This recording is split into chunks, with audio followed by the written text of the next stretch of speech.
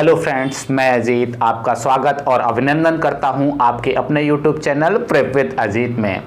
कहते हैं खुद लड़नी पड़ती है ज़िंदगी की लड़ाई, खुद लड़नी पड़ती है ज़िंदगी की लड़ाई, लोग साथ कम और ज्ञान ज़्यादा देते हैं। इन्हीं बातों से हम लोग अब आज का जो है शुरू करते हैं, आज की क्लास शुरू करते हैं। आज की क्लास में हम लोग देखेंगे यूपी टेट 2019 में पूछे गए प्रश्नों को देखेंगे कि यूपी टेट 2019 में क्या प्रश्न पूछे गए थे, जो प्राइमरी में 1 to 5, उन्हीं सारे प्रश्नों को देखेंगे। पूरे के पूरे 30 प्रश्न देखेंगे, 1 by 1 करके आपके बोर्ड पर सामने आपको प्रश्न दिखाई पड़ेंगे। उन प्रश्नों को मैं सलूशन कराऊंगा। तो आइए जरा पहले प्रश्न से शुरुआत करते हैं। तो पहला प्रश्न आपको दिखाई पड़ रहा होगा बोर्ड पर। तो क्या लिखा है, पहले प्रश्न में कह रहा है किसी आयताकार खेत का विकर्ण 17 मीटर तथा परिमाप 46 मीटर है, तो खेत का क्षेत्रफल कितना होगा? 120 मीटर, 132 मीटर, 289 मीटर, 112 मीटर। तो आइए जरा देख लेते हैं। जो खेत का जो दे रखा है, डायमीटर दे रखा है, वो कितना दे रखा है? 17 मीटर दे रखा है। और जो उसका परिमाप दे रखा है, पेरीमीटर दे रखा है, वो कितना दे रखा है? 46 मीटर दे रखा है। अब हमसे क्या पूछ रहा है? क्षेत्रफल पूछ रहा है, यानी कि एरिया पूछ रहा है, क्षेत्रफल पूछ रहा है कितना होगा। तो आपको पता है आयताकार है, तो आयताकार खेत का क्षेत्रफल जो होगा वो कितना होगा? L इंटू बी, यानी कि लंबाई इंटू चौड़ाई। तो देख लेते हैं भाई होता क्या है। वास्तविकता में ये होता है डायगोनल। अब अगर ये आयताकार खेत है, ये आयताकार खेत है इस तरह, तो ये हमारे पास क्या हो गया? इसका विकर्ण हो गया। विकर्ण कितनी होगी? 17। अब ये लंबाई होगी और ये क्या होगा? चौड़ाई। अब अगर ये पेरीमीटर दे रखा है, यानी कि जो परिमाप दे रखा है 46, परिमाप कुछ नहीं होता। परिमाप ये होता है कि भुजाओं का योग होता है, यानी कि अब ये L है तो ये भी L होगा, ये B है तो B होगा। तो क्या हो जाएगा? 2L + 2B, यानी कि 2 कॉमन लेगो तो 2L + B = 46। तो अगर ये कट जाएगा तो कितना हो जाएगा? 23 हो जाएगा, यानी L + B = कितना हो जाएगा? 23 मीटर। अब देखो, अगर ये देखेंगे विकर्ण कट रहा है तो ये 2 त्रिभुज बनने हैं, कि त्रिभुज एक त्रिभुज। अगर ये त्रिभुज बन रहा है तो हमें पता है जो अगर आयत है तो क्या होगा? समकोण पे काटेगा, 90 पे काटेगा। तो ये आपको देखो त्रिभुज दिखाई पड़ रहा है। क्या दिखाई पड़ रहा है? त्रिभुज। अब त्रिभुज का क्या होता है? अगर समकोण त्रिभुज है तो समकोण यानी कि 90 वाले सामने की भुजा को सामने वाले को क्या कहते हैं? कर्ण कहते हैं। और ये लंब कहेगा तो ये क्या होगा? आधार हो जाएगा। और ये अगर लंब है तो ये क्या हो जाएगा? आधार हो जाएगा। इसमें होता क्या है? पाइथागोरस थ्योरम से होता है कर्ण का स्क्वायर लंब का स्क्वायर प्लस आधार के स्क्वायर के योग के बराबर होता है, यानी बड़ी भुजा का वर्ग शेष 2 भुजाओं के वर्गों के योग के बराबर होता है। तो ट्रिपलेट अगर याद करें तो ट्रिपलेट देखो, एक सम संख्याओं में चलती है, विषम संख्याओं में होती है। ऐसे तो ट्रिपलेट बहुत सारे हो जाएंगे, लेकिन जो 3-4 होते हैं वही पेपर में बार बार रिपीट होते हैं। आप देखोगे सारे पेपर में वही सब ट्रिपलेट रिपीट होते हैं। तो अगर आप ट्रिपलेट की बात करो, ऐसे करेंगे तो थोड़ा सा लंबा होगा। ट्रिपलेट याद होगा तो प्रश्न बहुत आसानी से हो जाएगा। ऐसे ट्रिपलेट होता है 3, 4, 5। कहने का मतलब बड़ी भुजा अगर 5 होगी तो शेष भुजा 3, 4 होगी, यानी कि 5 का वर्ग 25, 4 का वर्ग 16 और 3 का वर्ग 9। 16 और 9 25 कितना हो जाएगा? 16 9 25 हो जाएगा, 25 बराबर हो गया। इसी तरह से क्या होता है हमारे पास?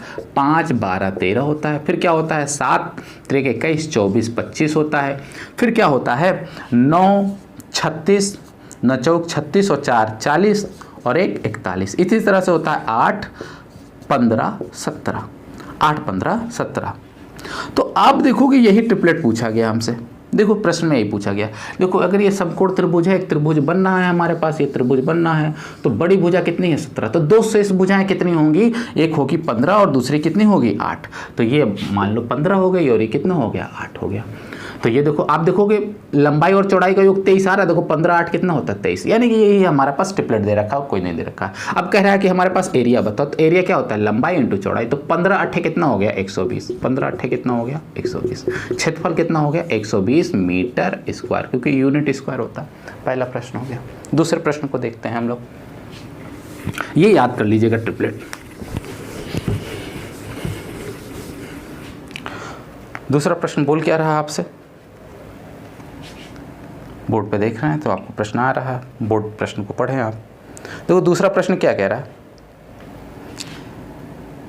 कह रहा है 2 की पावर -1, 2 की पावर -1, ब्रैकेट लिखा है -1। कह रहा है इसको सॉल्व करें तो क्या हो जाएगा? ऑप्शन दे रखे हैं हमारे पास। देखो अगर ये हो पढ़ा है आपने a की पावर n × m, तो क्या होता है? a की पावर m × n। तो देखो 1 1 का मल्टीप्लाई तो 1 होगा, माइनस माइनस क्या होगा प्लस, यानी कि 2 की घात 1। अब 2 की घात 1 का मतलब कितना हो गया 2। अब ऑप्शन पढ़ते हैं, तो ऑप्शन में कह रहा है अभाज्य संख्या, पहला ऑप्शन कह रहा है अभाज्य संख्या, दूसरा कह रहा है सम संख्या, तीसरा कह रहा है 2 का गुणज और चौथा कह रहा है विषम संख्या। तो भैया देखो 2 क्या है, एक अभाज्य संख्या है, बिल्कुल सही है, एक अभाज्य संख्या है। क्यों है? क्योंकि अभाज्य संख्या वो होते हैं कि जिसके केवल 2 फैक्टर होते हैं। देखो एक फैक्टर ये है और एक फैक्टर ये है, 2 फैक्टर है, 2 से ना कम ना 2 से ज्यादा, तो 2 फैक्टर है, तो अभाज्य संख्या है। दूसरा क्या कहता है, सम संख्या, तो बिल्कुल सही है, ये सम संख्या है। सम संख्या होती हैं 2 4 6 8 10, ये सम संख्या होती है। फिर तीसरा क्या कह रहा है, 2 का गुणज है, तो ये भी भाई सही है कि 2 का गुणज है। 2 का गुणज का मतलब 2 का मल्टीपल है, यानी कि 2 का पहाड़ा है, 2 दूनी 4 दूनी 8 दूनी 16, 2 का मल्टीप्लाई है। 2 का अगर 1 2 3 4 आप मल्टीप्लाई करोगे, 2 एकम 2, 2 दूनी 4, 2 3 6, 2 चौको 8, ऐसे ही जाता है, मल्टीपल भी है। अगला ऑप्शन क्या कह रहा है कि विषम संख्या है। तो भैया 2 क्या विषम संख्या है? नहीं, ये क्या हो गया, गलत हो गया। विषम संख्या तो ये होती हैं 1 3 5 7, ये विषम संख्या होती हैं। तो ये चौथा ऑप्शन गलत हो गया, यानी कि ए सही है हमारे पास, बी सही है और सी सही है। ऑप्शन क्या हो जाएगा, ए बी सी तीनों ही सही है। ठीक है, बात समझ में आ रही है, ए बी सी तीनों ही सही है। आइए जरा अगले प्रश्न को आप देखते हैं। 92 हो गया, 93 की तरफ देखते हैं। 93 बोल क्या रहा है प्रश्न, कह रहा है निम्नलिखित से कौन सा कथन सही है। तो पहला क्या कह रहा है, सबसे छोटी अभाज्य संख्या 1 है। तो भैया अभी बताएं अभाज्य संख्या क्या होते हैं, जिसके केवल और केवल 2 फैक्टर होते हैं। अगर 2 फैक्टर होते हैं तो 1 का 2 फैक्टर करो, तो ये देखो पहला फैक्टर 1 हो गया, लेकिन दूसरा फैक्टर क्या होगा बताओ। देखो 2 का देखते हैं, 2 का करते हैं, तो ये पहला फैक्टर 1 हुआ, दूसरा फैक्टर 2 हुआ, तो इसके 2 फैक्टर होने, लेकिन पहली अभाज्य जो छोटी संख्या वो क्या है 2, यानी 1 तो है नहीं अभाज्य संख्या, तो ये पहला ही ऑप्शन क्या हो गया, गलत हो गया। कह रहा है एक भाज्य संख्या विषम हो सकती है, एक भाज्य संख्या विषम हो सकती है, यानी कि विषम। देखो ये 15 क्या है, एक विषम संख्या है, और भाज्य है कि नहीं, देखो 3 से भी भाज्य है और 5 से भी भाज्य है, यानी कि ये तो बिल्कुल सही है। जैसे कि मान लो कि 21 कैसा है, एक विषम संख्या, देखो 3 से भाज्य है कि नहीं, जो 3 से डिवाइड हो, दूसरी संख्या से डिवाइड हो, भाज्य होगा। देखो 7 से डिवाइड है कि नहीं, बिल्कुल है, तो इसका मतलब ये भाज्य है, एक विषम संख्या भी है और भाज्य भी है, यानी कि दूसरा वाला ऑप्शन सही हो गया, यानी कि एक भाज्य संख्या विषम हो सकती है।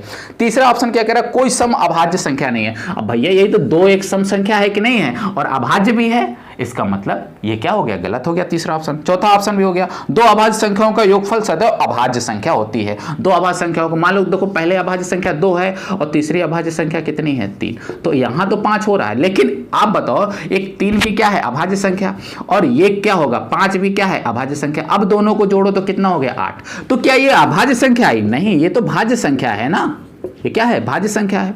तो ये प्रश्न बोल रहा चौथे में 2 अभाज्य संख्याओं का योगफल सदैव अभाज्य होता है, तो ये भाई गलत हो गया। देखो सदैव तो नहीं हो रहा, यहाँ पे हो रहा है लेकिन यहाँ पे नहीं हो रहा, यानी कि केवल और केवल कौन सा ऑप्शन सही है, बी ऑप्शन सही है। कौन सा ऑप्शन सही है, बी ऑप्शन, यानी एक भाज्य संख्या विषम हो सकती है। 93 क्वेश्चन, 94 क्वेश्चन की तरफ चलते हैं।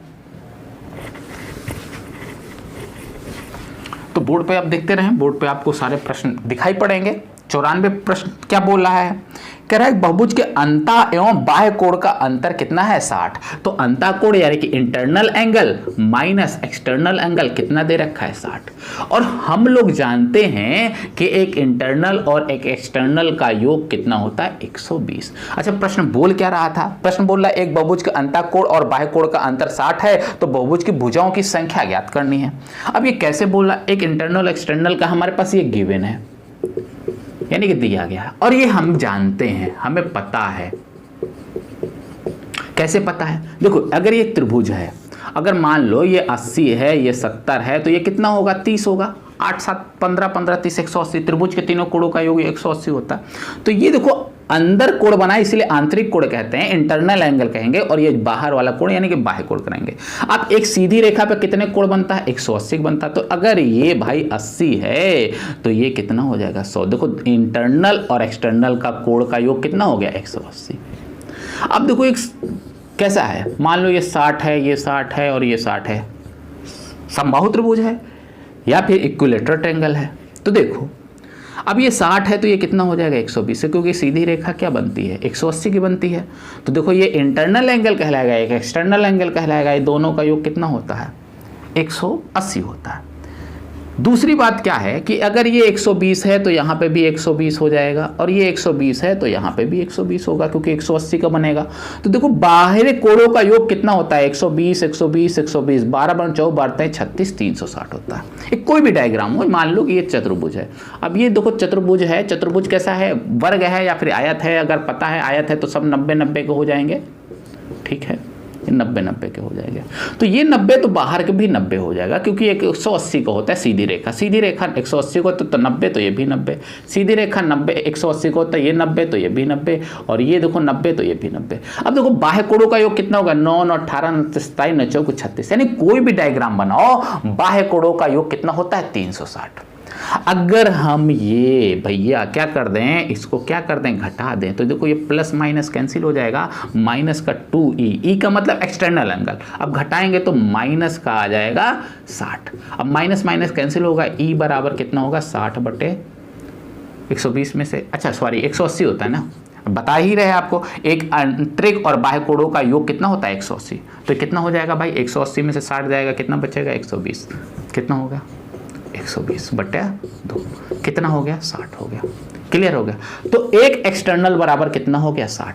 अच्छा एक्सटर्नल कोणों का योग कितना बताया अभी, 360। देखो 12 1 4 बढ़ते 36, 360 है ना। देखो 9 9 18 27 9 4 36, 360, यानी कि बाह्य कोणों का योग जो होता है वो कितना होता है, 360, और एक बाह्य कोण कितना आया, 60, यानी कि टोटल प्रॉपर्टी इसके पास है कितना, 360, और एक कोण कितना है बाहर कोण का, 60।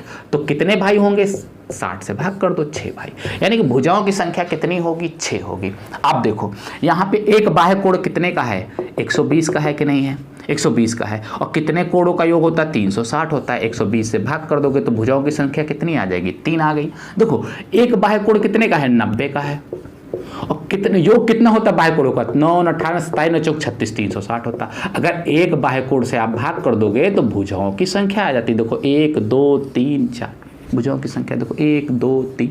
बात समझ में आ रही कि नहीं आ रही है।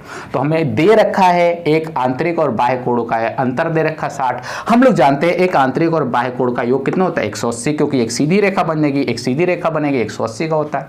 आप घटा दोगे तो 1 2 ई आ गया, माइनस माइनस माइनस का 2 ई, और यहाँ माइनस 120, माइनस माइनस कैंसिल हो गया। आप देखोगे ई बराबर कितना हो गया, 60। एक बाह्य कोण बराबर 60 है, और बाह्य कोणों का योग कितना होता है, 360। तो 60 से अगर भाग कर दोगे तो भुजाओं की संख्या आ जाती है, क्या आ जाएगी, 6, यानी कि भुजाओं की संख्या कितनी हो जाएगी, 6। ये क्वेश्चन हो गया। अगला क्वेश्चन देखते हैं।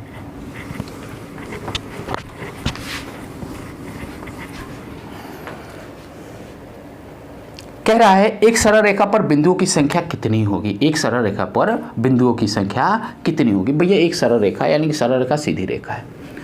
अगर एक सरल रेखा है तो इसमें बिंदुओं की संख्या क्या होगी, बहुत सारी होगी, अनंत। कोई इसमें 10 पॉइंट की चाहे कोई 20 50 काउंट नहीं कर सकते हैं, कम भी हो सकता है ज़्यादा। क्यों, क्योंकि बिंदु का परिभाषा क्या कहता है, पॉइंट वह है जिसकी ना तो मोटाई है, वह एक काल्पनिक बिंदु है जिसकी ना मोटाई है, ना ऊंचाई है, ना लंबाई है, ना चौड़ाई है। जब कल्पना मात्र है, इसकी कोई भी मेजरमेंट नहीं है, कितनी मोटाई कितनी ऊंचाई लंबाई होगी, तो एक सीधी लाइन पे बहुत सारी बिंदुएं हो सकती हैं। अब लाइन बना कैसे है, रेखा बना कैसे है, बिंदुओं से मिलकर बना है। तो एक लाइन जो बनती है अनंत बिंदुओं से बनी है ना। तो ये प्रश्न क्या हो गया हमारे पास, एक सरल रेखा पर स्थित बिंदुओं की संख्या कितनी होगी, असंख्य होगी, अनंत होगी, असंख्य होगी। आंसर हो गया 4। फिर आगे देखो क्या कह रहा है, कह रहा है एक पाइथागोरस 96 नंबर, एक पाइथागोरस त्रिक ज्ञात कीजिए जिसकी छोटी संख्या 8 है, यानी कि find the Pythagoras triplet of which smallest number is 8। तो भैया देखो अभी समझाया था, अभी देखो पहला ही प्रश्न बताया था, देखो वही प्रश्न ट्रिपलेट से, देखो दूसरा 2 ट्रिपलेट से प्रश्न बन गया, और एक ही ट्रिपलेट पूछा गया, उसमें भी देखो 8 15 17 था। इसमें भी कह रहा कि छोटा अगर स्मॉलेस्ट नंबर 8 है तो बताओ वो ट्रिपलेट कितना होगा। तो देखो सम संख्याओं का ट्रिपलेट निकालना हम बता दे रहे हैं। देखो सम संख्याओं का ट्रिपलेट निकालना, छोटी संख्या 8 है तो 8 का वर्ग कर दो, कितना हो जाएगा, 64। 64 हो गया, इसको 2 से भाग कर लो, कितना हो जाएगा, 32। अब 32 को आपको 2 ऐसे भागों में बांटना है, 2 भाइयों में बांटना है कि बड़ा भाई थोड़ा सा बेईमान होगा, वो 2 रुपए ज्यादा लोगे। तो अगर 32 में से 2 रुपए वो ज्यादा ले जा रहा तो उसको ज्यादा दे दिया, तो बचा कितना, 30। अब 30 में तो बराबर बराबर बांटेंगे ना, तो 30 के बराबर बराबर कितना हो गया, 15 15, ये 15 और 15। और लेकिन ये 2 ज़्यादा लिया तो 2 ज़्यादा दे दोगे, कितना हो गया 17 और ये कितना 15, यही ट्रिपलेट हो गया 8, 15, 17। ये देखो उसमें भी आया था, पहला ही क्वेश्चन में आया था क्षेत्रफल वाले में, तो 15, 8, 120 हुआ था। देखो 8, 15, 17 एक ही ट्रिपलेट से 2 क्वेश्चन पूछ गया।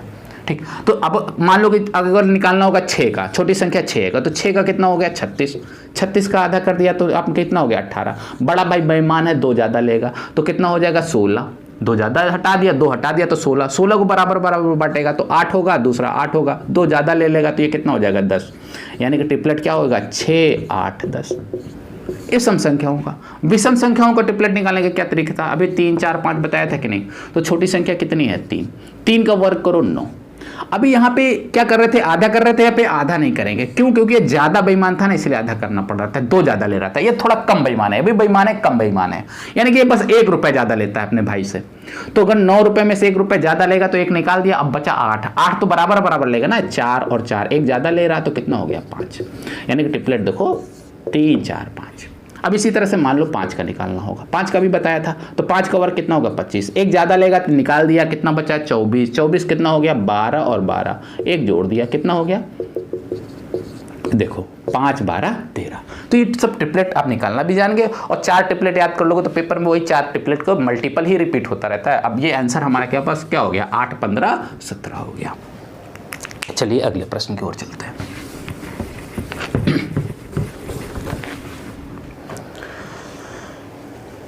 96 नंबर हो गया, ठीक है। अगला नंबर 97 नंबर,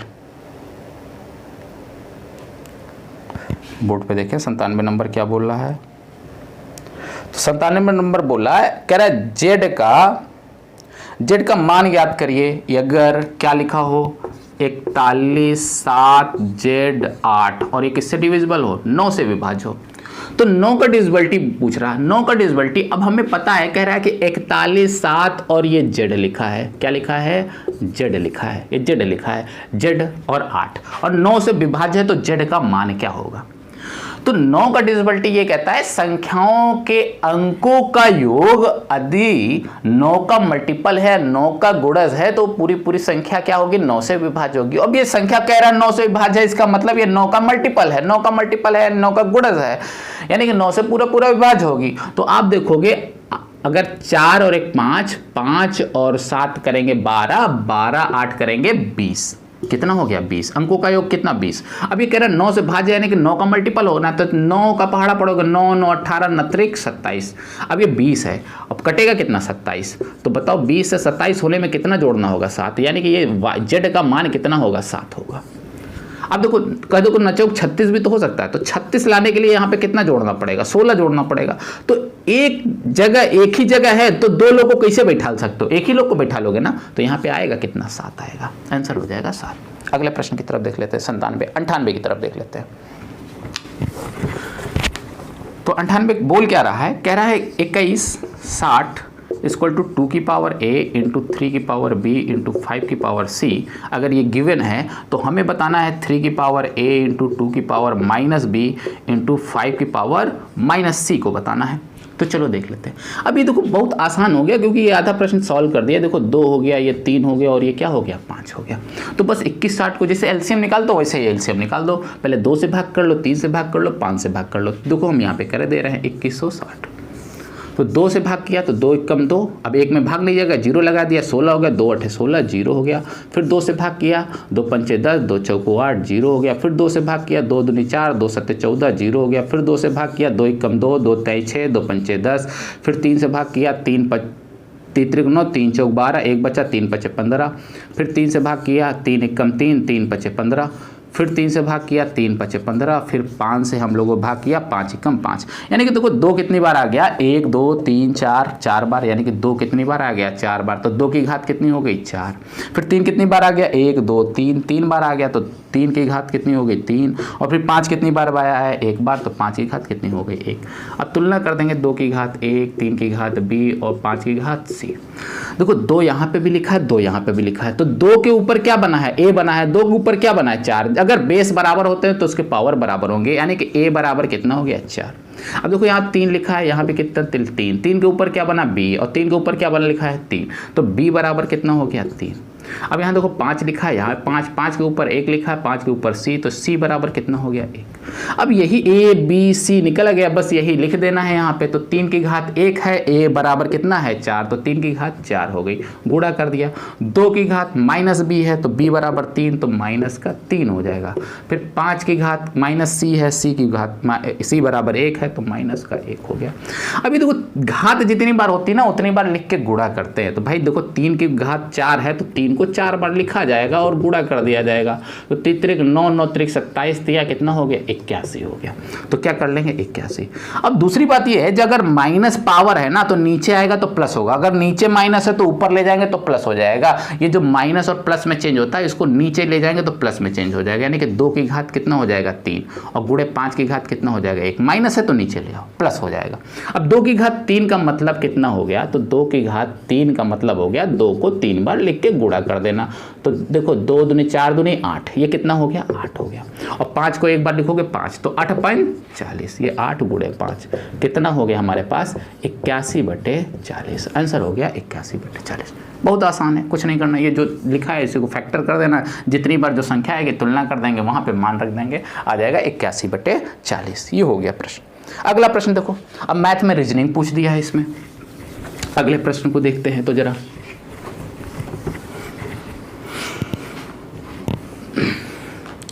वन टू 5, ठीक, क्या पूछ रहा है देखो, ये देखो रखा है और इसको ऐसे 64 4 3 27 1, यहाँ पे x और यहाँ पे 2, यहाँ पे 8, कह रहा है x का मान बताना है। तो ये देखो 3 लिखा है और जस्ट एरो बना सीधा 27, तो 3 27 लिखा है, इसका कुछ दिखाई पड़ रहा। 3 का क्यूब होता है 27, 4 का क्यूब होता है 64, 2 का क्यूब होता है 8, तो 1 का क्यूब कितना होगा 1। 3 का क्यूब का मतलब 3 की घात 3, 3 की घात 3 का मतलब 3 को 3 बार लिख के गुणा किया गया, 27 हो गया है। देखो ये 27 आ गया। इसी तरह 4 की घात क्यूब का मतलब 4 को 4 बार लिख के गुणा किया गया, कितना हो गया 64। इसी तरह से 2 की घात क्यूब का मतलब 2 को 3 बार लिख के गुणा किया गया, कितना हो गया 8। इसी तरह 1 को 1 बार लिखोगे तो कितना आ जाएगा 1। आंसर हो जाएगा x बराबर कितना हो जाएगा 1 हो गया। अगला प्रश्न देखते हैं 100 नंबर। 100 नंबर क्या कह रहा है, किसी बंटन का बहुलक ज्ञात किया जा सकता है। बंटन का बहुलक ज्ञात किया जा सकता है।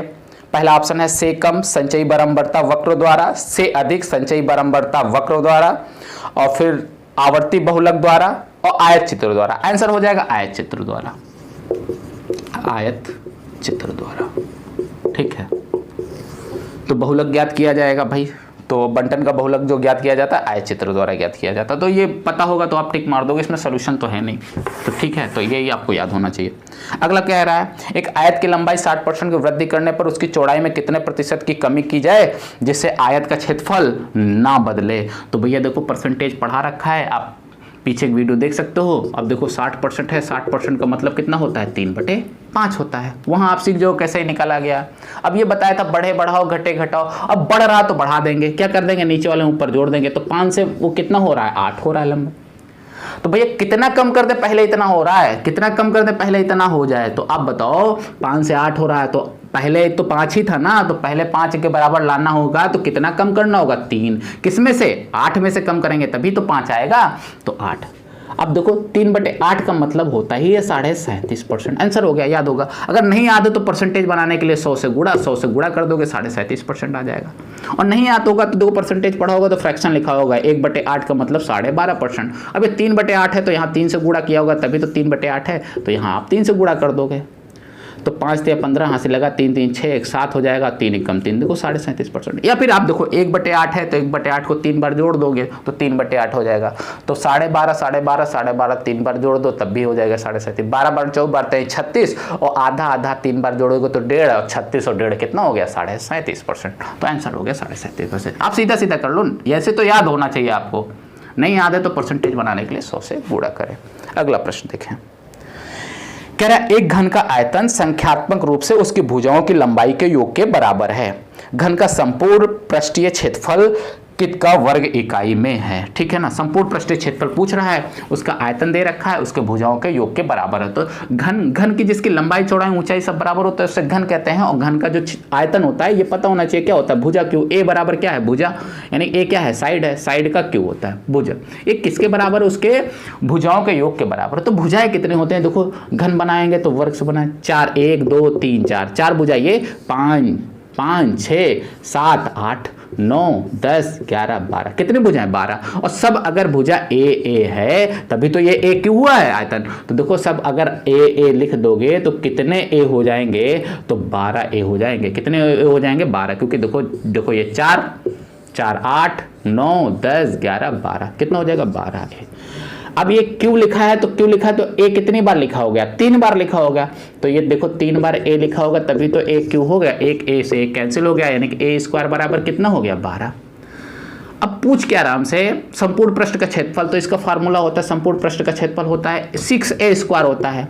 संपूर्ण पृष्ठ का क्षेत्रफल 6a स्क्वायर होता है। तो भैया a स्क्वायर की वैल्यू अभी देखो 12 रख लिया है, तो 6 गुणे 12 रख देंगे, बरछन 72। संपूर्ण पृष्ठ का क्षेत्रफल कितना हो गया, 72। ठीक है, हो गया हमारे पास 102 नंबर। अब 103 नंबर की तरफ आते हैं। 103, तो 103 में पूछ क्या रहा हमसे, देख लेते हैं 103 में क्या पूछ रहा।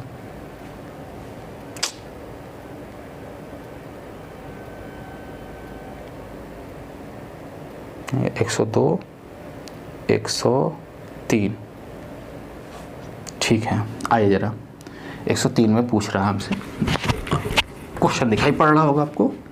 103 में क्या कह रहा है कि 2018 में अमित का वेतन रुपए 1,26,500 है। वर्ष 2016 में उसका वेतन प्रतिवर्ष क्रमशः 10% और 15% बढ़कर 2018 के वेतन तक पहुंच गया। वर्ष 2006-16 में उसका वेतन कितना था। तो भाई देखो पहले 10% बढ़ रहा है, फिर कितना बढ़ रहा है, 15% बढ़ रहा है। तो देखो 2016 से क्या हुआ होगा, 2017 में आया होगा, कितना परसेंट बढ़ के 10%, फिर 10% से बड़ा होगा 15%, और कितना आ जाएगा 18, 2000 कितना आ जाएगा 18। और 2018 में कितना हो जा रहा वेतन, 1,26,500, 1,26,500। तो हमें बताना है 2016 में कितना था। देखो बहुत आसान है।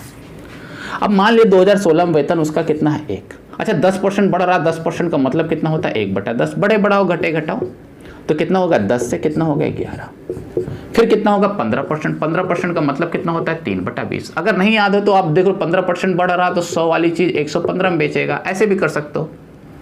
ठीक है, वो भी कर लोगे। आप काटोगे तो वही आ जाएगा, तो 5 से काटोगे तो 23 हो जाएगा, और 1 काटोगे तो कितना हो 20, वही लिखा है। तो देखो बढ़ रहा है तो बढ़ा देंगे, 20 से कितना हो जाएगा 23। हमारे अकॉर्डिंग इतना होगा, लेकिन प्रश्न में कितना कह रहा है, 1,26,500। अब पता जब भी बराबर लगा तो ऊपर वाली वैल्यू नीचे आएगी, नीचे वाली वैल्यू कहाँ जाएगी, ऊपर जाएगी। तो नीचे आएगी तो इससे भाग होगा, तो आप काट दो। देखो 11 से काटोगे तो 11 कम 11 बचा कितना 1, 11 2 5 55 बचा कितना 5, सॉरी 11 कम 11 बचा 1, 16 हो गया, 11 कम 11 है ना, बचा 5, तो 11 पचे 55, 00। अब देखो 23 से काटोगे, 23 पचे 115, 500 हो गया। अब ये देखो इससे गुणा होगा, ये ऊपर जाएगा तो गुणा हो जाएगा, तो ए बराबर कितना हो जाएगा 500 गुणे 10 गुणे 20। तो देखो कितने जीरो हैं, 1 2 3 4, तो 4 जीरो तो पहले ही चिपका दो इसमें। अब 2 से गुणा करना, 5 2 नहीं 10, तो ए बराबर कितना होगा 500। 2016 में यही रुपये माना था, तो कितना हो गया भैया 1 लाख रुपये हो गया। यानी कि 2016 में उसका जो वेतन था वो कितना था, 1 लाख रुपये था। ये बात समझाई, ये बस इतना करना है आपको। ठीक है, आइए जरा 103 हो गया, 104 देख लेते हैं।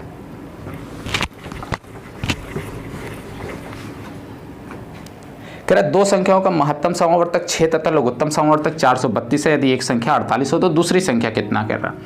अगर महत्तम समावर्तक यानी एचसीएफ पूछ रहा है, एचसीएफ कितना दे रखा है हमारे पास 6 दे रखा है, और एलसीएम कितना दे रखा है, एलसीएम दे रखा है हमारे पास 432, और उसमें से ए पहली नंबर कितना है 48, तो हमसे दूसरी नंबर पूछ रहा है। देखो ये फार्मूला ही होता है, क्या होता है, HCF into LCM equal to first number into second number, ये फार्मूला होता है। यानी कि दोनों संख्याओं का मल्टीपल, दो संख्याओं का गुणनफल उनके लघुत्तम समावर्तक और महत्तम समावर्तक के गुणनफल के बराबर होता है। तो आप देखोगे तो एचसीएफ कितना दे रखा है 6, एचसीएफ की जगह 6, एलसीएम कितना दे रखा है 432, है ना, बराबर पहली संख्या 48 दूसरी संख्या में निकालना है। गुणे में तो बटे में आ जाएगा, 48 कहाँ आ जाएगा, बटे में। अब तो दूसरी संख्या हो गई। अब देखो छठी 48, 8 हो गया, 8 से भाग करोगे 8 5 40 बचा 3, 8 चौक 32, 8 चौक 32, यानी कि दूसरी नंबर कितना हो गया, 54। दूसरा नंबर कितना हो गया, 54। 8 5 40 बचा 3, 8 चौक 32, कितना हो गया, 54। दूसरा नंबर कितना हो गया, 54। ठीक है, आइए जरा नेक्स्ट क्वेश्चन देखते हैं। 104 हो गया, 105 नंबर देख लेते हैं। 105 क्या कहता है, दो संख्याओं का महत्तम समवर्तक, ये हो गया ना, 104 हो गया, 105 कह रहा है किसी महीने का तीसरा शुक्रवार 16 तारीख को पड़ता है तो उस महीने का चौथा मंगलवार किस तारीख पड़ेगा। यानी कि 16 तारीख को क्या पड़ रहा है, फ्राइडे पड़ रहा है, और कौन सा पड़ रहा है, थर्ड। तो हमसे पूछ क्या रहा है, मंडे, सॉरी क्या पूछ रहा है हमसे, तो चौथा मंगलवार, यानी कि ट्यूसडे कब पड़ेगा, 4th, है ना, चौथा मंगलवार कब पड़ेगा। तो जरा देखते हैं प्रश्नों को, देखेंगे तो क्या होता क्या है। देखो क्या होगा, तो आप देखोगे अगर 7 दिन आगे जाओगे तो वही दिन हो जाएगा। जैसे 16 तारीख को अगर फ्राइडे है तो 7 जोड़ दोगे ना, तो 16 7 कितने हो जाएगा, 23। 23 तारीख को भी फ्राइडे ही रहेगा, 23 तारीख को भी क्या रहेगा, फ्राइडे।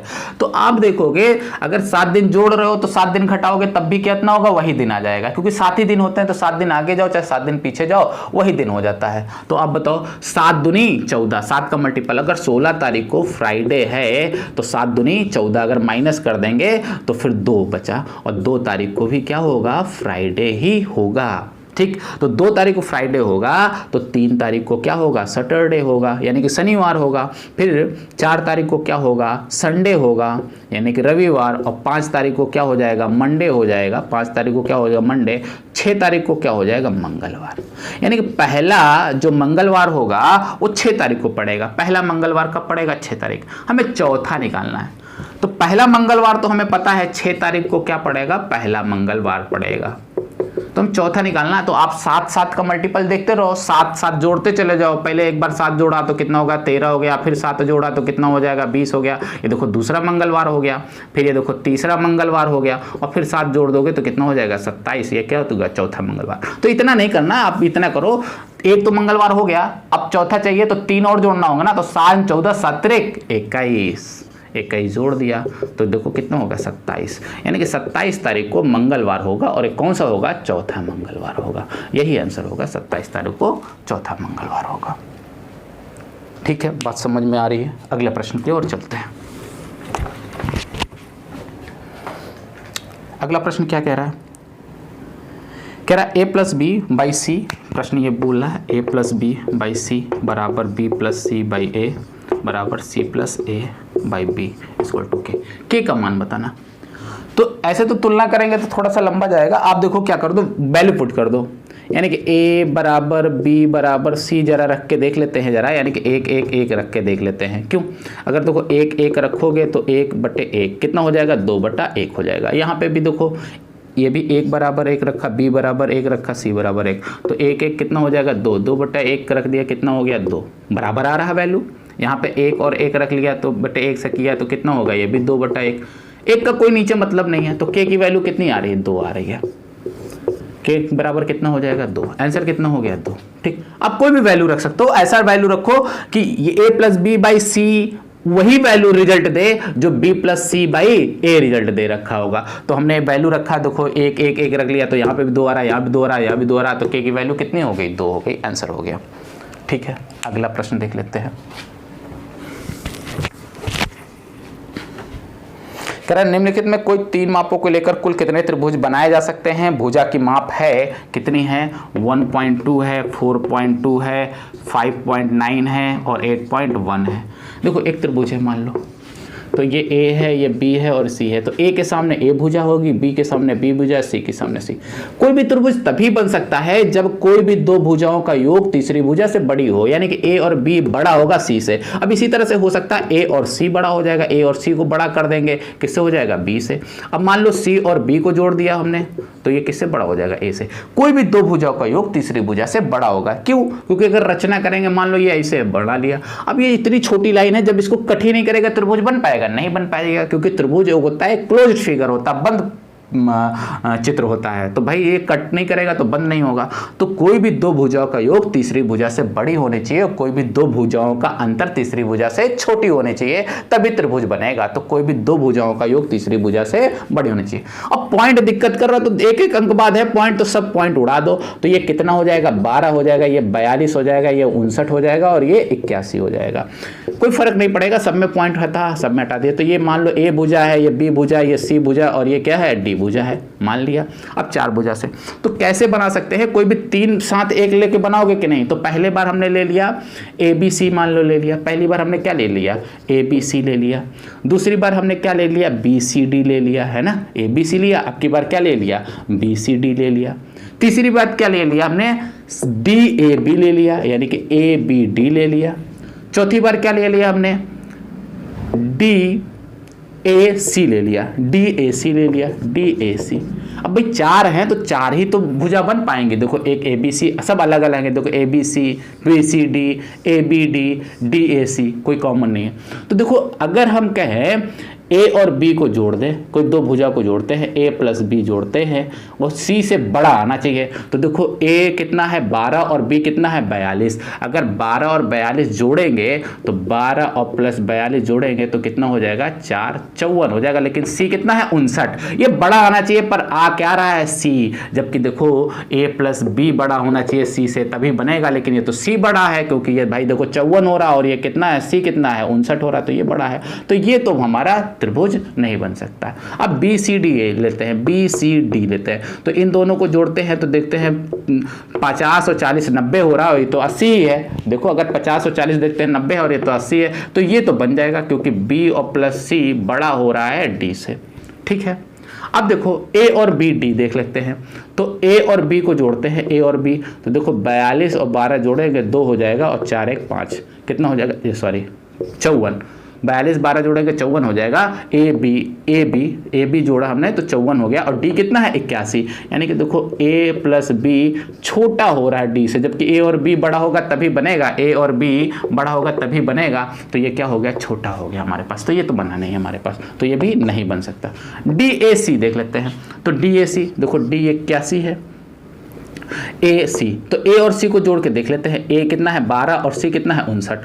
तो 12 और 59 छोड़ेंगे, 9 2 11, हाथ से लगाए 71 हुआ। यानी कि ए और सी कितना हो गया 71 और ये तो 81 है, डी बड़ा हो रहा है। क्या हो रहा है, डी बड़ा, तो ये भी नहीं बड़ा होगा। यानी कोई भी दो भुजाओं का योग बड़ा होना चाहिए, लेकिन यहाँ पे छोटा आ रहा है, यहाँ पे भी छोटा आ रहा है और यहाँ पे भी छोटा आ रहा है। तो ये तीन तो बन ही नहीं सकते, केवल और केवल एक त्रिभुज बनना है। आंसर कितना होगा, केवल और केवल एक त्रिभुज बनेगा। यानी कि इन चार भुजाओं से लेके एक त्रिभुज बनाया जा सकता है। अगला प्रश्न देख लेते हैं 108।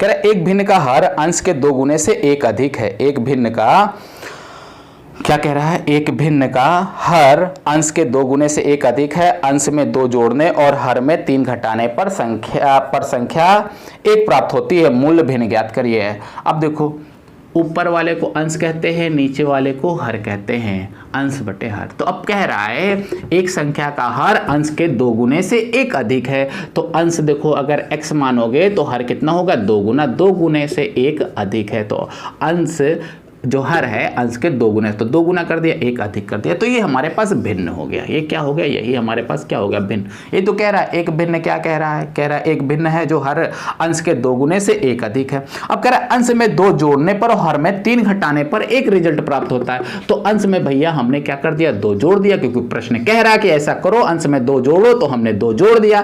कह रहा हर में 3 घटाओ, तो हर कितना है 2x + 1, तो 3 हमने घटा दिया। अब कह रहा है जैसे ये करोगे तो रिजल्ट क्या आएगा, 1। अब 1 आएगा तो नीचे भी क्या हो जाएगा 1, क्योंकि 1 तो हर जगह रहता है। अब तिर्यक गुणा कर लोगे भैया, तिर्यक गुणा करोगे तो ये देखो 1 में से 3 जाएगा तो माइनस का 2 बच जाएगा। और ये देखो तिर्यक गुणा करोगे तो ये देखो x + 2 हो जाएगा, और ये गुणा करोगे तो कितना हो जाएगा, यही वैल्यू हो जाएगा, यानी कि 2x + 1 और -3। अब देखो 1 में से 3 जाएगा, कितना बचेगा 2x - 2 बचेगा, और ये x + 2 बचेगा।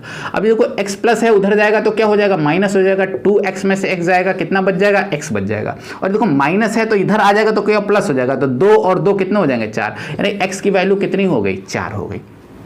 अब ये भिन्न तो यही था ना, तो भिन्न कितनी है, तो x की जगह 4 है तो x की जगह 4 रख लिया।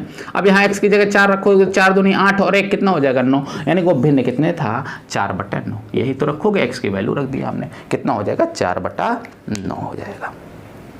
ठीक है, अगले प्रश्न की ओर चलते हैं। 108 हो गया, 108, आगे आते हैं 109। 109 सिंप्लीफिकेशन का क्वेश्चन है, देख लेते हैं क्या लिखा है। माइनस का 9 लिखा है, फिर माइनस लगा है, मझला कोष्टक लगा हुआ है, छोटा कोष्टक 8 माइनस का 8 प्लस लिखा है, 24 लिखा है, छोटा ब्रैकेट ओपन है, डिवाइडेड बाई है 13 माइनस 7 और बार ब्रैकेट्स है, क्लोज्ड है, मझला ब्रैकेट क्लोज है। तो देखो इस क्वेश्चन को सॉल्व करने के लिए हम बॉड मास का यूज करेंगे। किसका बॉड मास का यूज करते हैं, बॉड मास का यूज करते हैं। बॉड मास, कहीं कहीं वी बॉड मास लिखा होगा, वी का मतलब होगा विनकुलम, विनकुलम होगा, विनकुलम का मतलब होता है बार ब्रैकेट्स, बी का मतलब होता है ब्रैकेट्स, ओ का मतलब होता है ऑफ, डी का मतलब डिवीजन, एम का मतलब मल्टीप्लिकेशन, ए का मतलब एडिशन सब्सट्रैक्शन। अगर वी बॉड मास नहीं पढ़ रहा हो, अगर बॉड मास पढ़ रहा हो तो आपको 4 ब्रैकेट्स पढ़ने होंगे। पहला ब्रैकेट्स होगा बार ब्रैकेट, दूसरा ब्रैकेट होगा छोटा ब्रैकेट, तीसरा ब्रैकेट होगा मझिला ब्रैकेट्स और चौथा ब्रैकेट्स होगा आपके पास बड़ा ब्रैकेट्स।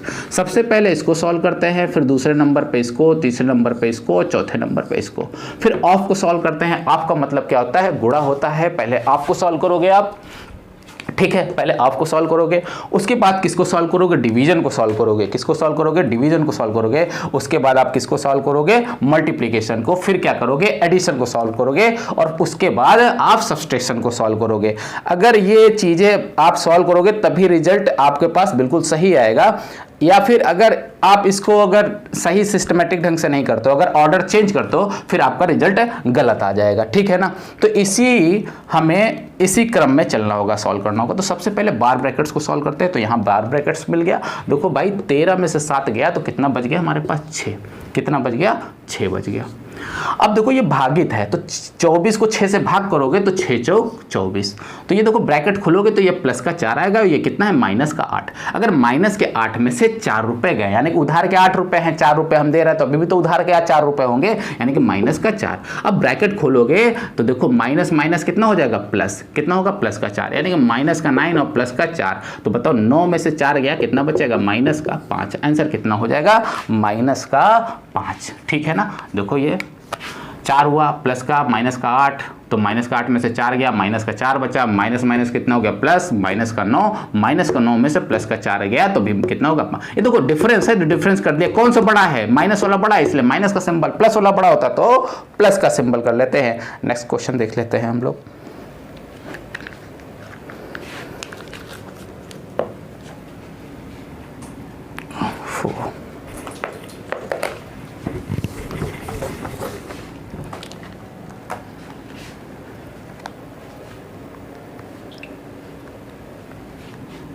जी, अगला प्रश्न है, कह रहा है कि यदि मासा a और 8 का 4 हो और लासा कितना हो 24 हो तो a का मान कितना होगा। देखो a और 8 HCF दे रखा है, HCF कितना दे रखा है 4 दे रखा है, और a और 8 का LCM कितना दे रखा है, तो LCM कितना दे रखा है भाई 24। तो ए का मान बताना। अभी देखो क्वेश्चन फिर से रिपीट हो गया, अभी प्रश्न आया था इसका, HCF और एलसीएम का फार्मूला देखो फिर से आ गया। अभी बताया था हमने कि HCF इंटू एलसीएम बराबर होता है पहला नंबर इंटू दूसरा नंबर। एक ही पेपर में सेम क्वेश्चन पूछे जा रहे हैं, बताओ। तो क्या कहते हैं, महत्तम समावर्तक लघुत्तम समावर्तक का गुणनफल दोनों संख्याओं के गुणनफल के योग के गुणनफल के बराबर होता है। तो देखो हमारे पास एलसीएम कितना है 24, तो एलसीएम की जगह 24 रख लिया। एचसीएफ कितना है 4, तो 4 रख लिया। पहला नंबर कितना है हमारे पास 8 और दूसरा नंबर है हमारे पास ए। तो 8 है मल्टीप्लाई में तो नीचे आ जाएगा, हो कितना जाएगा 4 गुणे 24/8 इक्वल टू ए। देखो 8 त्रिक 24, 4 तिया 12, ए बराबर कितना हो गया 12। आंसर हो गया हमारे पास 12। चलिए अगले प्रश्न की तरफ चलते हैं। 110 हो गया, 111 की तरफ आते हैं।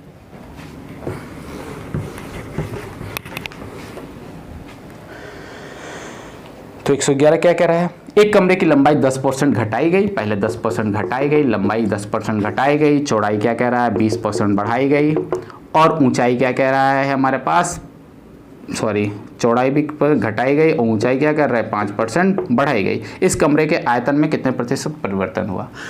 प्रश्न बोल रहा है, कह रहा है कमरे की लंबाई 10% घटाई गई, चौड़ाई 20% घटाई गई, जबकि ऊंचाई 5% बढ़ाई गई। इस कमरे के आयतन में कितने प्रतिशत का परिवर्तन हुआ। देखो बड़े बढ़ाओ घटे घटाओ वही चीज करेंगे, तो लंबाई अगर होगा तो आयतन क्या होता है, LBH होता है ना। तो ये देखो LBH होता है, तो लंबाई 10% घटाई गई तो 10% का मतलब कितना होता है, तो 1/10 होता है। 20% का मतलब कितना होता है, 1/5 होता है। 5% का मतलब कितना होता है, 1/20। अब घटाया जा रहा तो 10 में से 1 चला जाएगा, तो 10 से वैल्यू कितनी हो जाएगी 9।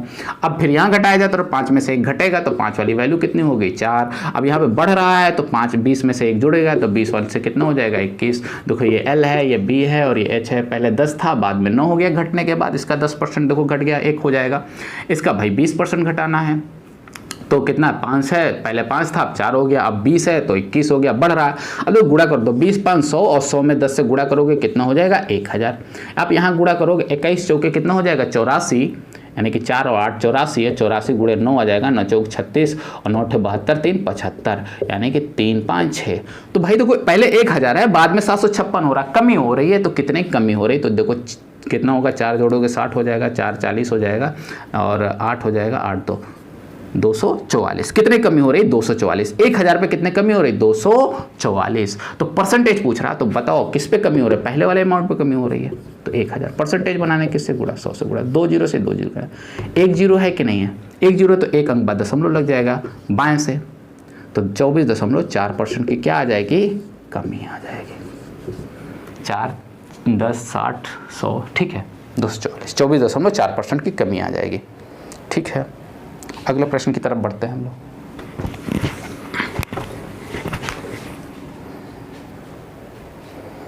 ये फ्रैक्शन परसेंटेज में पढ़ा रखा है, वहाँ आप देख सकते हैं चीज़ें। कह रहा है 112 नंबर पे आ रहा है। कह रहा है कि 15 मीटर एक कमरे के 15 मीटर 17 सेंटीमीटर लंबे और 9 मीटर 2 सेंटीमीटर चौड़े फर्श पर लगाई जा सकने वाली वर्गाकार टाइल्सों की न्यूनतम संख्या। तो लंबाई कमरे की कितनी दे रखी है, 15 मीटर और 17 सेंटीमीटर दे रखा है, और चौड़ाई कितना दे रखा है, 9 मीटर और 2 सेंटीमीटर। कह रहा है न्यूनतम संख्या कितनी लगाई जा सकती है, 820 840 841 814। तो देखो भाई क्या होता है, जब ये कह रहा है कमरे का लंबाई दे रखा है चौड़ाई दे रखा है, कह रहा है इस कमरे में फर्श पे टाइल्स लगाना है, तो कमरे का जितना फर्श होगा, जितना क्षेत्रफल होगा उतना टाइल्स का क्षेत्रफल होगा, यानी कमरे का क्षेत्रफल बराबर टाइल्स का क्षेत्रफल। भाई अगर तुम्हारा जितना कमरे का एरिया होगा फर्श का, उतने ही तो लंबा चौड़ा आप टाइल्स लगाओगे। आगे कह रहे हैं कम से कम वर्गाकार टाइल्सों की न्यूनतम संख्या बताओ, यानी कि जो टाइल्स लगाना है वर्गाकार लगाना है, यानी कि लंबाई और चौड़ाई उसके क्या होंगे, बराबर होंगे। अब न्यूनतम बोला है, कम से कम टाइल्सों की संख्या लगाओ। अब कहें कि भाई हम कम से कम रोटी खाएं और मेरा पेट भर जाए, तो इसका मतलब बड़ी से बड़ी रोटी चाहिए ना। तो उसी तरह से अब कह रहा है कम से कम टाइल्सों की संख्या लगाओ, तो कम से कम टाइल्सों की संख्या का मतलब क्या हो गया, बड़ा सा बड़ा टाइल्स लाना हो गया, यानी कि उसकी भुजा बड़ी से बड़ी कर दें हम लोग, है कि नहीं। तो बड़ी से बड़ी करने का मतलब क्या होगा, अभी देखो फिर एलसीएम एचसीएफ का क्वेश्चन हो गया, तीसरा एलसीएम एचसीएफ का क्वेश्चन हो रहा है यहाँ पे। देखो एलसीएम का मतलब क्या होता है, नाम क्या होता है इसका, least common multiple, least common multiple होता है।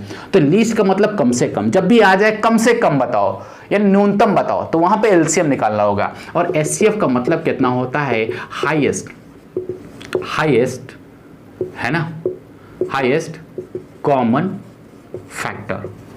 तो हाईएस्ट कॉमन फैक्टर जब आ गया, तो हाईएस्ट कॉमन का मतलब अधिक से अधिक या बड़े से बड़ा, यही तो हो गया। तो वो कह रहा है कि न्यूनतम वर्गाकार टाइल्सों की संख्या बताओ। न्यूनतम का मतलब क्या होगा, कम से कम टाइल्स लगे, तो कम से कम टाइल्स लगे यानी कि बड़े से बड़ा टाइल्स लगे, तो यही देखो हाईएस्ट आ गया ना। तो हमें क्या निकालना होगा, एचसीएफ निकालना होगा।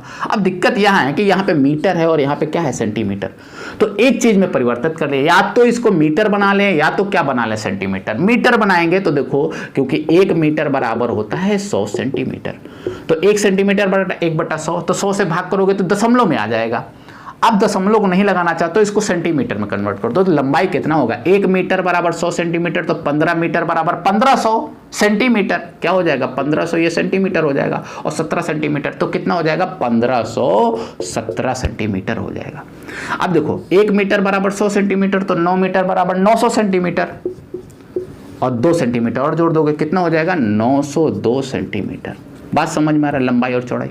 तो हमें क्या करना, बड़े से बड़े निकालना है ना। तो इसमें यही तो लंबाई है और यही तो चौड़ाई है, तो इसमें बड़ा सा बड़ा कौन सा वर्गाकार भुजा का टाइल्स लग जाएगा, इसीलिए बड़ा सा बड़ा इन दोनों का चाहिए। तो इन दोनों का क्या चाहिए, HCF चाहिए। तो HCF भाई अब निकाल लेते हैं।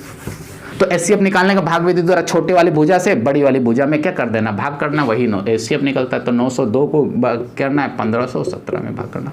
तो 9 दूनी 18, ज़्यादा जाएगा तो एक बार जाएगा, 902 जाएगा, यहाँ बचेगा कितना, 5 बचेगा, और यहाँ पे कितना हो जाएगा हमारे पास, 1 बच जाएगा, और यहाँ पे 9 6 15। अब देखो जो शेष बचता है ना उसी से फिर भाग देते थे जिससे पहले भाग दिया था। तो 902 को भाग दिया था तो भैया भाग करेंगे। तो एक बार फिर यहाँ जा रहा है 615।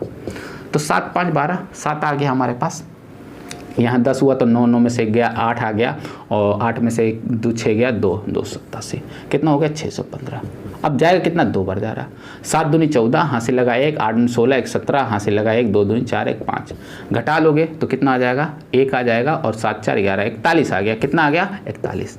41 से भाग कर दोगे 287 को, कितनी बार जाएगा, 7 बार जाएगा, कैंसिल हो गया। जिससे कट जाता है वही HCF कहलाता है। यानी कि HCF कितना हो गया हमारे पास, 41। यानी कि वो वर्गाकार भुजा की जो मेजरमेंट है, यानी कि जो लंबाई या चौड़ाई होगा वो कितना होगा, 41, क्योंकि वर्गाकार भुजा है तो उसकी लंबाई और चौड़ाई बराबर होगी। यानी कि उसकी भुजा कितनी होगी, 4। अभी बताया भैया जितना क्षेत्रफल होगा कमरे के फर्श का उतना ही क्षेत्रफल टाइल्स का क्षेत्रफल होगा।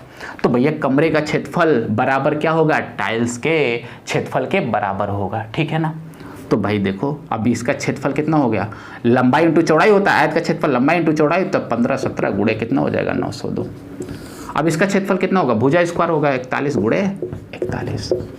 अब भाग कर लो, 41 से भाग करोगे तो देखो 41 दूना कितना होगा, 82, बचेगा कितना 8, 41 दूना 82, 22 आ गया। यहाँ से 41 से काटोगे इसको तो 41 4 4 4 3 12, 120 हो जाएगा, 3 123 हो जाएगा, 3 बार जाएगा। तो 151 में से 123 जब जाएगा तो बचेगा कितना, 8 3 11, 8 बच जाएगा, और यहाँ कितना बच जाएगा 2, और ये कितना बचा 7 287। अभी काटा 287, 7 बार गया, 37 हो गया।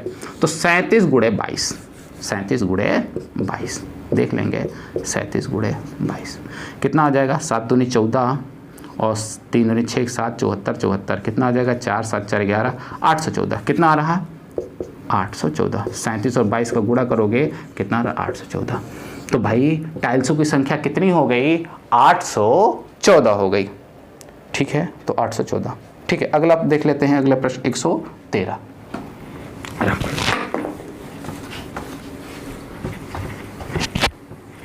113 में क्या रहा है, 113 में कह रहा है गुणनफल 21 53 की पावर 167, 21 53 की पावर 167 के इकाई का अंक होगा। अब देखो ये इकाई अंक है कितना, 3।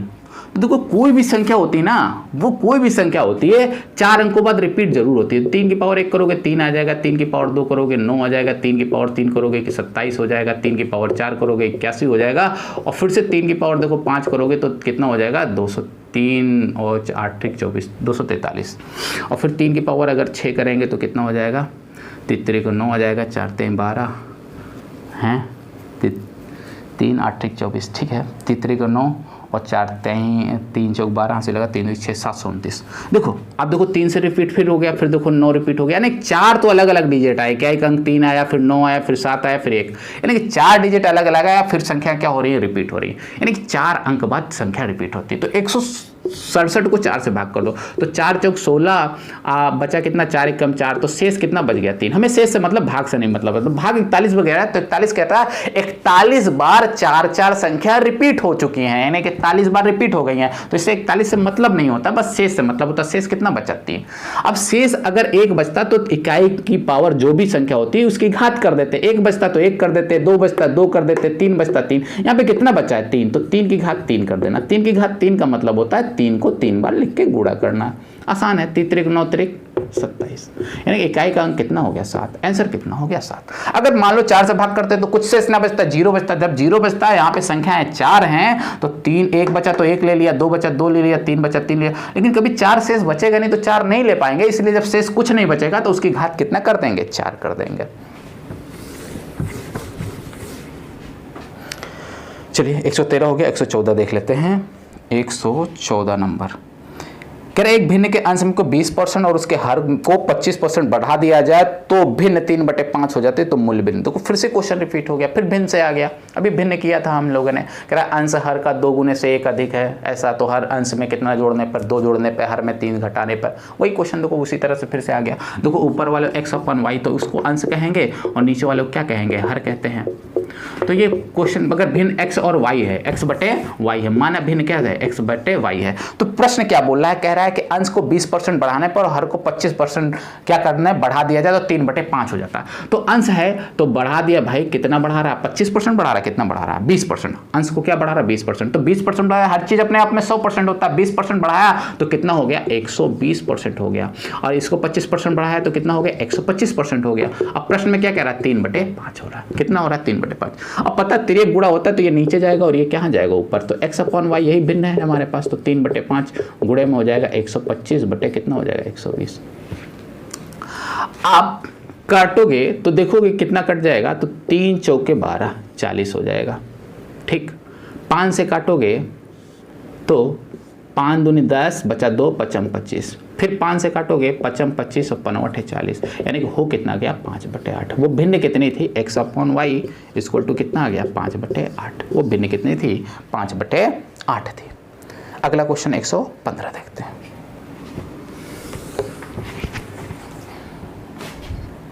कह रहा 8 से विभाज्य होने वाले, देखो फिर से डिविजिबिलिटी का 2 क्वेश्चन आ गया। अभी देखो किससे डिविजिबिलिटी दे रहा था, 9 का डिविजिबिलिटी देखा था जिसमें z का मान आया था 7, अभी देखा था। अभी देखो 8 का डिविजिबिलिटी पूछ रखा। अच्छा 8 का डिविजिबिलिटी होता क्या है, देखो 2 को कितनी बार लिखा गया, 3 बार, तभी तो ये 8 आया गया। 2 का डिविजिबिलिटी क्या होता है, 2 का डिविजिबिलिटी लास्ट, अगर किसी संख्या का लास्ट डिजिट अगर 2 से डिवाइड हो रहा है, पूरी संख्या डिवाइड होगी। अब यहाँ पे 2 कितनी बार आ रहा है, 3 बार, यानी कि 8 से डिविजिबिलिटी का मतलब होता है किसी भी संख्या के अंतिम के 3 लेटर, यानी कि अंतिम के 3 डिजिट अगर 8 से कट रहे हैं तो वो पूरी संख्या किससे कटेगी, 8 से कटेगी। ठीक, तो ऑप्शन क्या क्या दे रखे हैं, पहला ऑप्शन दे रखा है 52 40, दूसरा ऑप्शन कितना दे रखा है हमारे पास 52 20, तीसरा कितना दे रखा है भाई 97 128, और चौथा कितना दे रखा है हमारे पास 97 124। अब हमें पूरा भाग करने की जरूरत नहीं, लास्ट के 3 डिजिट भाग करना है। किससे भाग करना, 8 से। अगर लास्ट के 3 डिजिट अगर 8 से कट रहे हैं तो पूरी संख्या 8 से कटेगी। देखो 8 से काटते हैं तो 8 × 24 कट रहा है, यानी कि ये तो कटेगा, पूरा कट जाएगा। फिर अगर 8 से हम भाग करेंगे तो 8 दूनी 16, बचा कितना 6, तो 60 हो गया। तो 8 के पहाड़े में 60 आता नहीं, तो ये तो कट नहीं रहा। अब यहाँ काटा, 8 से काटा, 8 × 8 बचा 4, 48 हो गया, 8 × 48 ये भी कट रहा है। अगर 8 × 8 4 बचा 48 होगा, 8 × 48 ये भी कट रहा है, तो पूरी संख्या कटेगी। यहाँ 8 से भाग किया तो 8 × 8 बचा कितना, 8 4 12, 4 बचा। अब 8 के पारा में 44 नहीं आता है तो ये भी संख्या नहीं कटेगी। यानी कौन सी कट रही है, A और 3 कट रही है। पहली और तीसरी संख्या 8 से डिविजिबल है, तो पहली और तीसरी ऑप्शन कौन सा है, तीसरा ऑप्शन है, तो तीसरा ऑप्शन सही हो गया 115। अब आते हैं 116 नंबर की तरफ आते हैं। तो 116 नंबर क्या पूछ रहा है हमसे,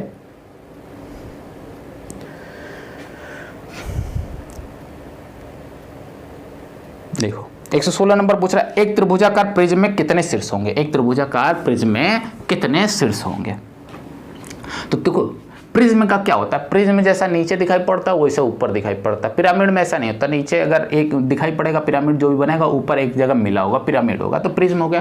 कह रहा प्रिज्म कह रहा है तो 3 अगर त्रिभुज ऊपर ऐसा बनना है तो नीचे भी एक बनेगा। तो शीर्ष होता कहाँ, जैसे कि ये शीर्ष होगा तो इसको शीर्ष कहते हैं, जहाँ पे 2 लाइनें मीट करती हैं ना उसे शीर्ष कहते हैं, वर्टेक्स कहते हैं। तो देखो ये इससे मिल रहा है, देखो 1 2 3 4 5 6, देखो अब कह रहा है मिल कहाँ रहा है, देखो ये मिल रहा है यहाँ पर समय, ऐसे ही मिल रहे थे, ऐसे ही मिल रहे थे, देखो ये मिल रहा है हमारे पास। तो कितने शीर्ष हो गए, 6 शीर्ष हो गए। बात समझ में आ रहा है, प्रिज्म बन गया हमारे पास, कितने शीर्ष हो गए, 6 शीर्ष हो गए। ठीक है, तो आंसर हो गया 6। अगला कह रहा है 117 नंबर, कह रहा है 10 रुपए के 6 की दर से केले खरीदकर 6 रुपए में 4 की दर से बेचने पर कितने प्रतिशत की हानि होगी। तो देखो एक जगह रुपए दिया होगा, एक जगह क्वांटिटी। अब कह रहा है 10 रुपए में 6 खरीदा है उसने, तो खरीदा है तो मतलब सीपी हो गया। 10 रुपए में 6 खरीद के 6 रुपए में 4 बेचा है, 6 रुपए में 4 बेचा है। बेचने का मतलब क्या हो गया एसपी, कहने का मतलब 10 रुपए में 6 खरीदा और 6 रुपए में 4 बेचा है। तो भैया 6 खरीदेगा तो 4 थोड़ी नहीं बेचेगा, तो कहाँ से प्रॉफिट और लॉस बता दोगे? जितने खरीदेगा उतने ही बेचेगा। तो भाई देखो सीधी सी बात, इसको कई लोग तुरंत कर लेंगे, गुणा कर लेंगे, तिरक गुणा कर लेंगे, 10 चौके 40, 6 रंग 36, यानी कि 40 और कितना हो गया 36। 40 रुपए खरीद रहा, 36 रुपए बेच रहा, नुकसान हो रहा है ना। कितने का नुकसान हो रहा है? 4 का। कितने पे? सीपी पे नुकसान होता है 40 पे। परसेंटेज बनाने के लिए 100 से गुणा, 0 से 0, 4 से 4, कितना हो गया? 10% की क्या हो गई हानि। अब कई लोग क्या करते हैं, चीजें आप समझ लो हो क्या रहा। अब देखो जितने वस्तु खरीदेगा उतना ही बेचेगा, वस्तुओं को बराबर करो आप। तो देखो 2 से यहाँ गुणा कर दिया, 3 से यहाँ, देखो 6 दूनी 12, 4 3 12। अच्छा 2 से यहाँ गुणा किया तो 2 से यहाँ पे गुणा करना पड़ेगा, क्योंकि 10 रुपए में 6 खरीद रहे हो तो 20 रुपए में 12 खरीद पाओगे। बात समझ में आ रहा है? ऐसा तो नहीं 10 रुपए में 12 खरीद लोगे। तो यही हो गया हमारे पास, ये कितना हो गया? 20 रुपए हो गया, और देखो 12 खरीदा है। अब 3 से यहाँ गुणा तो 3 से यहाँ गुणा, देखो 6 रुपए में 4 तो 6 3 18, 4 3 12, यानी कितना होगा? 18 रुपए में कितना हो गया? 12। तो 12 खरीदा और 12 ही बेचा है। जब इसने 12 वस्तुएं खरीदी थी तो इसकी जेब से गए कितने थे? 20 रुपए। लेकिन जब इसने 12 वस्तुएं को टोटल बेच दिए तो इसके जेब में आए कितने? 18। 20 रुपए लगाया था बिजनेस में, 18 रुपए आए, तो 2 रुपए का क्या हो गया? नुकसान हो गया, यानी कि हानि हो रही है। कितने पे भाई? 20 रुपए पे। परसेंटेज बनाने के लिए 100 से गुणा, 0 से 0, 2 से 2, कितना हो जाएगा? 10% की क्या हो गई? हानि हो गई। ठीक है, हमारे पास ये प्रश्न हो गया। अगला प्रश्न क्या कह रहा है? 118 देख लेते हैं। कह रहा है 1 ग्राम बराबर किलोग्राम। तो 1 बराबर, आप सब कुछ जानते हो 1 किलोग्राम बराबर कितना होता है? 1000 ग्राम होता है। तो 1 ग्राम बराबर कितना हो गया? 1/1000 किलोग्राम। तो आंसर क्या होगा? 1/1000 किलोग्राम। एक तो ये हो गया आंसर हमारे पास, जहां पे ऑप्शन है। दूसरा क्या होगा? अगर 1000 लिखा हुआ, भाई साहब 1000 लिखा हुआ है तो ये कितना लिखा? 10 गुणे 10 गुणे 10, यही तो लिखा हुआ है 10 गुणे 10, यानी कि 10 की पावर 3 लिख सकते हो कि नहीं लिख सकते हो? लिख सकते हो 10 की पावर 3। तो ये जब लिखा है तो इसको ऐसे भी लिख सकते हो 1/10 की घात 3। अभी एक क्वेश्चन कर रहे थे जिसमें 1 की पावर b था, 2 की पावर a था, 3 की पावर b था, 5 की पावर c था। तो वहाँ पे माइनस लिखा था, तो जब ऊपर माइनस लिखा था तो नीचे ले आए थे तो प्लस किए थे। तो जब नीचे है प्लस तो ऊपर जाएगा तो क्या हो जाएगा? माइनस, यानी कि इसको ऐसे लिखे जाए तो 10 की पावर -3। देखो इसको ऐसे लिखा है, हमारे पास क्या आएगा? 1 ग्राम बराबर 1000 किलोग्राम, यानी कि 1000 किलोग्राम हो गया। 1 ग्राम बराबर 1/1000 किलोग्राम। इसको लिख कैसे सकते हो? 10 की पावर 3 किलोग्राम भी लिख सकते हो, एक ऐसे भी लिख सकते हो। और इसको ऊपर जाएगा तो क्या हो जाएगा? माइनस हो जाएगा, नहीं 10 की पावर -3 किलोग्राम। अब ऑप्शन में देखो क्या दे रखा है। ऑप्शन में पहला ऑप्शन देख रखा है 1/1000 किलोग्राम, यानी कि ये तो बिल्कुल सही है, लिखा हुआ पहला ऑप्शन। और फिर दूसरा ऑप्शन ये लिखा हुआ है तो ये भी सही है, यानी कि ऑप्शन ए भी सही है और ऑप्शन बी भी सही है, यानी कि हमारा ऑप्शन दूसरा वाला सही हो जाएगा जिसमें ए और बी दोनों सही कर रखे हैं। ठीक है, अब 119 आ जाते हैं।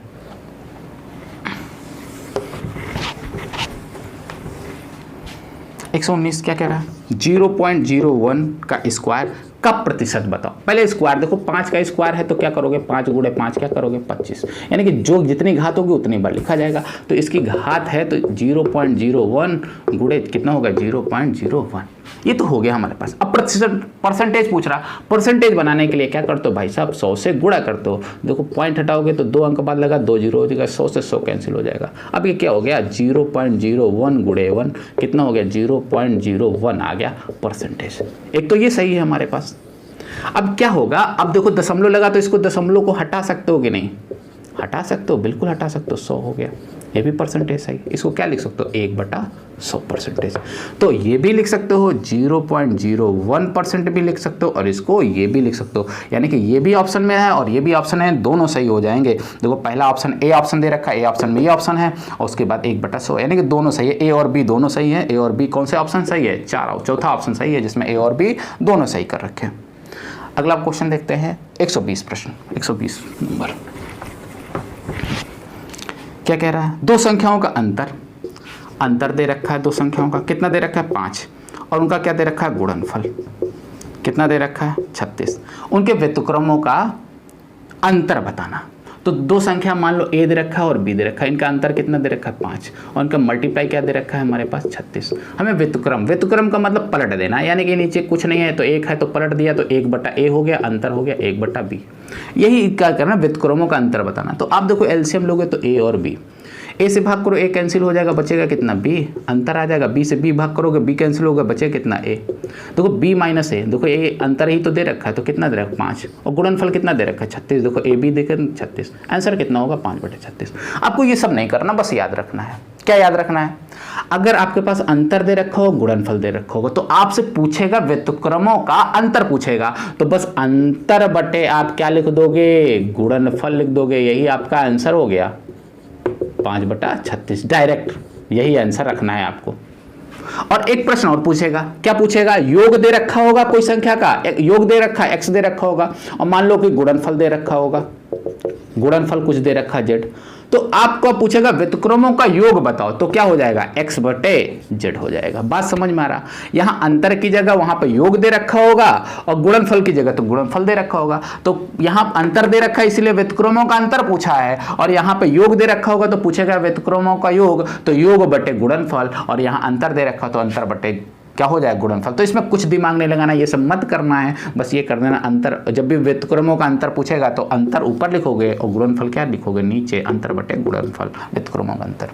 ये थे जो प्राइमरी का 2019 में यूपी टेट जो हुआ था उसके 30 प्रश्न थे। 30 प्रश्नों को हम लोगों ने हल देखा। इसी तरह से नियमित रूप से रोज हम लोग एक एक सेट पेपर सॉल्व करेंगे, टेट भी सॉल्व करेंगे, प्राइमरी भी सॉल्व करेंगे, टेट फिर जूनियर सॉल्व करेंगे हम लोग, और फिर हम लोग सीटेट भी सॉल्व करेंगे। उसके बाद हम लोग सुपर टेट के जो एग्जाम हुए हैं उनके भी क्वेश्चन देखेंगे। ये जब सेट सॉल्व हो जाएंगे तब फिर हम लोग संभावित प्रश्नों की श्रृंखला देखेंगे जो आने के चांसेस ज़्यादा हैं प्रश्नों का। तो अब देखो होता क्या है कि अगर आप लोग को ये चीज़ें अच्छी लगेंगी तो आप उस पर कमेंट करिए, बताइए, है ना, लाइक करिए। तो आपके लाइक और आपके व्यूज़ जो आते हैं तो वो हमको एक पॉजिटिव एनर्जी देती है। तो पॉजिटिव एनर्जी आता है तो मन करता है कि और अच्छा करें और थोड़ा सा मेहनत करें। जब एनर्जी नहीं मिलती है तो मन नहीं करता है करने का। तो अगर आप लोग का रिस्पांस अच्छा रहा तो और भी मेहनत की जाएगी। तो आप देखिए वीडियो और फिर बताइए क्या है, जो कमियां हों कमियां सुधारने के लिए बताइएगा। इतना ही रखते हैं, धन्यवाद।